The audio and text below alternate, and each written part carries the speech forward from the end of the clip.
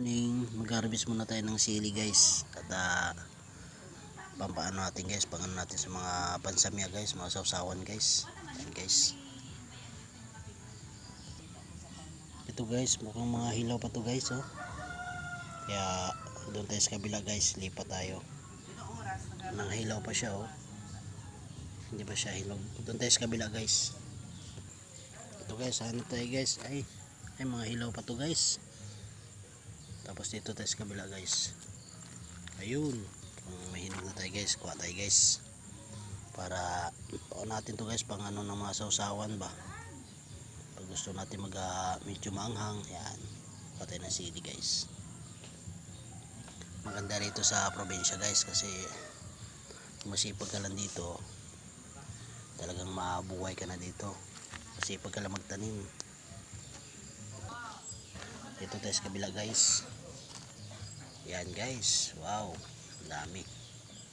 Yan guys oh.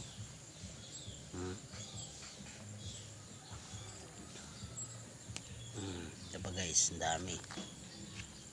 Diba guys, sabi ko naman sa inyo, pag may itinanim, may aanihin.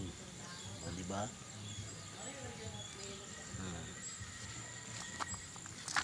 Sana guys.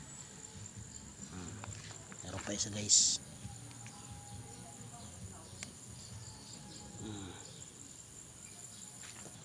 Guys, mga hilaw pa yung iba dyan. Ito pa guys, hilaw. Ito guys, ang niliit naman to guys. Native to guys, native.